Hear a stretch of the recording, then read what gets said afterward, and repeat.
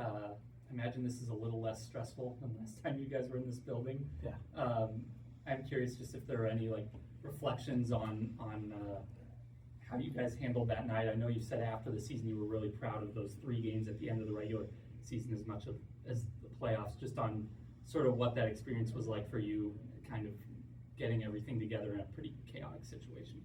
Yeah, it was chaotic. I thought the guys did the only thing they could do, was just focus on what they could control, which led us to win those last 3 games. This was a tough environment to come into.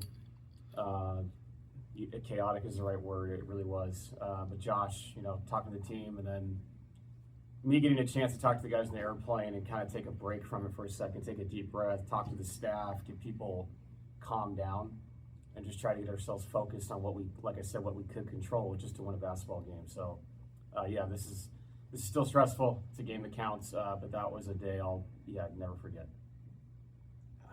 How difficult is it to juggle these back-to-backs on who should be playing, who will be playing? I'm thinking about Murray and Gordon, those 2 who sat out last game.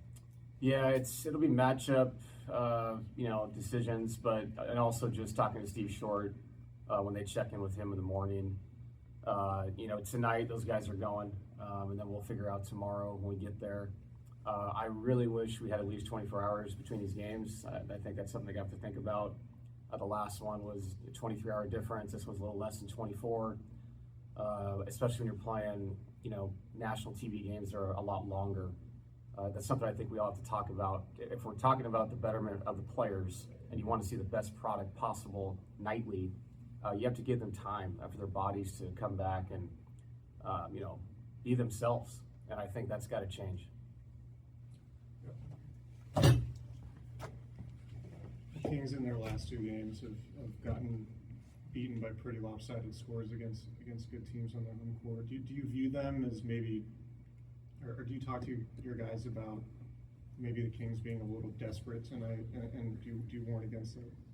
Yeah, we talked about, the early season has a lot of reactions. You go through a lot.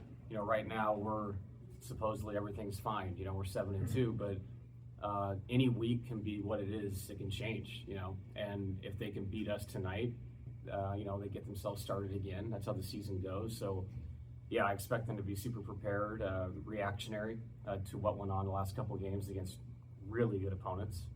Every night in the NBA is a tough one, no matter what, what's going on with the records, because the situations are what matters. And like you said, there's a human instinct to this when you lose games, and you get up a little bit more for the next one. So we have to handle that correctly and maturely, and I think we will. Just a couple of follow-ups on that thought, the last one. Just saying that we should be talking about it. Are you kind of talking about back-to-backs in general, or particularly the back-to-back after an especially late night type of game, that sort of thing, as far as what it does to the product? Yeah, I think it should be regardless, but especially after a night like this, which is really cool. I think it's awesome that we get chosen to be on these Peacock and Amazon and ESPN, all these, this new TV deal that we have. It's great to be a part of it. But the game tomorrow means the same as the game tonight. And I just hope that we understand that you could see some poor product, if guys aren't rested properly. Back-to-backs have been around forever. Like, I'm not complaining about the back-to-back, but I do think guys need time to get their bodies correctly organized, to play an NBA basketball game. So, but again, we'll figure it out. And to the earlier question, we'll figure out who can play tomorrow and what's the right thing for the whole group. I was going to ask this anyway, but this is also the first game of about a month-long stretch where you guys are traveling after every game or between every game. Yeah. When the schedule comes out, are you looking through it like that with some of the especially grueling, like sort of identifying what are the grueling stretches, or what was your reaction when you kind of saw a month like this? I'll be completely honest. I go week by week.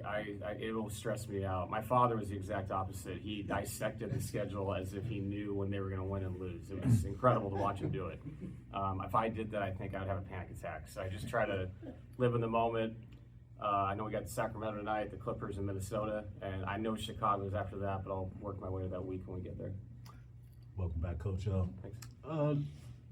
Just going back, to the last game. Of course, you wasn't the head coach at the time, but and Russell Westbrook did say his piece. I just want to know, what was your relationship like, his tenure there and how he operated? No, Russ was great for us, and in my short time when I took over, was a huge reason why we advanced in the playoffs. He's an ultra competitive guy. I love his new Lexus commercial. Just saw that. But no, Russ. Everything you see on the court and the emotions that he gives, none of it's fake. It's all legit. And what he brought to us, and I know that the way it ended up happening in the summer is what it is, and the business is the business. But I only can look at it from a basketball standpoint.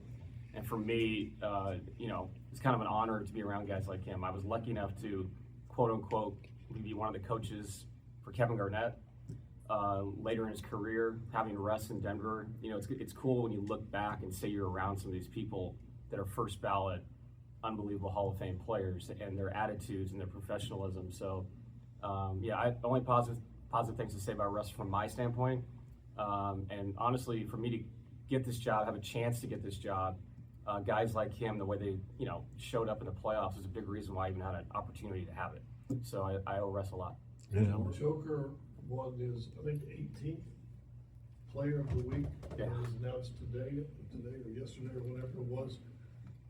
You talked about before, you hope that we as fans and everybody who's watching the Nuggets don't take that for granted, how special he is.